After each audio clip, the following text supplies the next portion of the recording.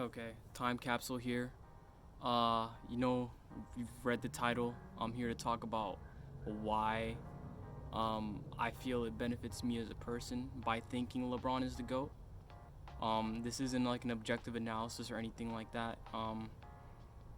I've been thinking, I'm a little late. I've been thinking about this since LeBron won his fourth championship for the Lakers.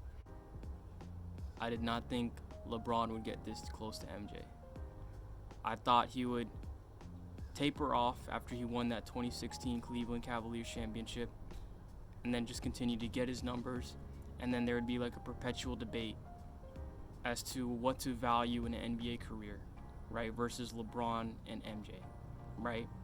And the vast majority of people would continue to say that MJ is the GOAT, right?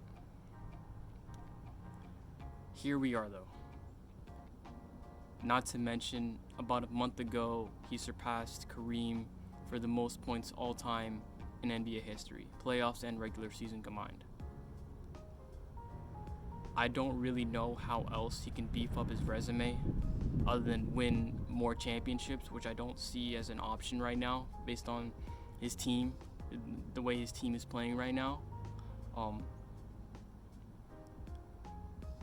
So to me, I think we just have to kind of cement him as currently a proper GOAT contender. I think he's been that way. Me personally, I feel like he's been that way since Cleveland, when he won that championship in Cleveland. And based on the Barbershop HBO show, he feels that way too. But with this fourth championship and him passing Kareem all time in points, I think more people have to take him seriously in that regard. So that's not the point of this video though. The point of this video is, with LeBron being a genuine GOAT contender and him possibly becoming GOAT, right? What does that mean for NBA basketball, and what does that mean for NBA fans, and what does it do to the psyche of NBA fans that have followed his career from the start? This isn't a video about comparing numbers between MJ and LeBron or what to value in an NBA career. I honestly don't care. I'm here to talk about what LeBron being the GOAT does for me in terms of my mindset towards everyday activities, professionally, how I maneuver through life. That's what this video is about. First, we gotta give my sort of context as to how I view their respective careers, particularly how I view their failures in their careers. And we're gonna start with MJ. So his failures involved with his time early in his NBA career, where he'd run into the brick wall known as the Detroit Pistons. He'd get swept by them, he'd get beat up by them, right? And then his other failure, which is debatable, is him retiring from the game of basketball after his first three-peat. So, are those really failures though? I don't know. I wasn't there to feel MJ's play, and I'm basing this on the Last Dance documentary that came out last year. But to me, based on that documentary, those failures, those losses they don't feel like failures. They feel like losses that add to his lore, right? If you know what I mean. Like, they made the subsequent winning that much more sweet, right? It was more so framed in that he kept running into the villainous bad boy Pistons, and then he finally overcame them. He finally slayed the dragon. And then his retirement, he retired from the NBA after his first three-peat, only to triumphantly return to another three-peat less than a year later. Everything in MJ's career feels so heroic and perfect and beautiful, and it feels like his entire career feels like some sort of heroic endeavor. MJ might very well be the only person, the only NBA player to never be the underdog, to never be the villain, never. He's always this hero that's undergoing this heroic endeavor of winning a championship. He had everyone at his feet for almost his entire career. He was just perfect. Now, we take a look at LeBron's career. His trajectory was pretty much like MJ's, where his bad boy Pistons were the Boston Celtics with Ray Allen, Paul Pierce, and Kevin Garnett. He couldn't get past that wall. He then shakes it up.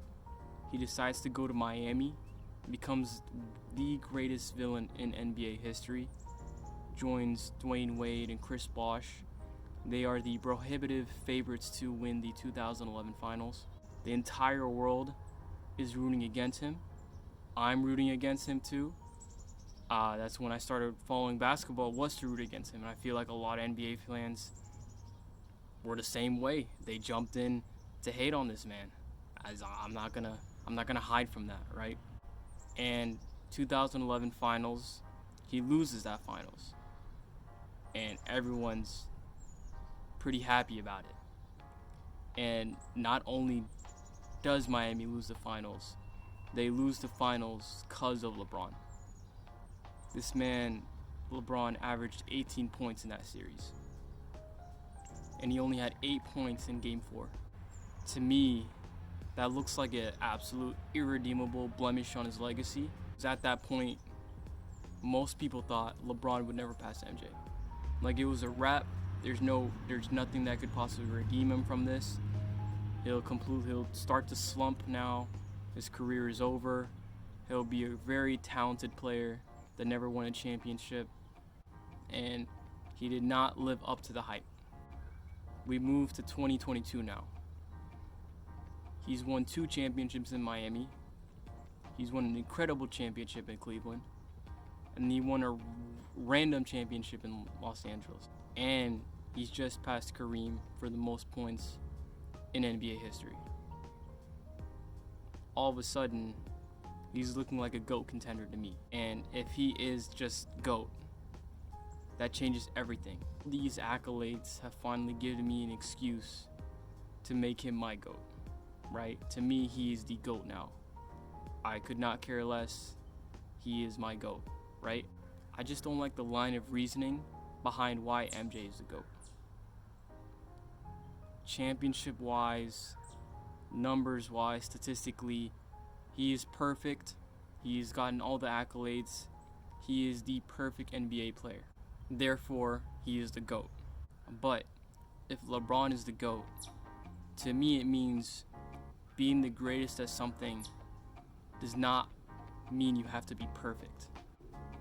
We all make mistakes, and a good amount of those mistakes you can't take back. Most people aren't lucky enough to run into the Detroit Pistons 3 or 4 times in the playoffs.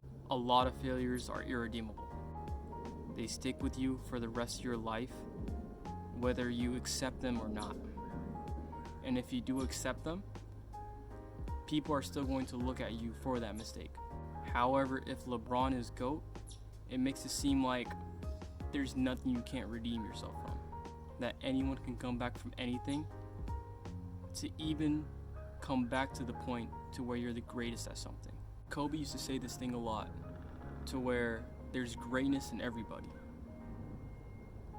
But if LeBron becomes GOAT, there isn't just greatness in everybody.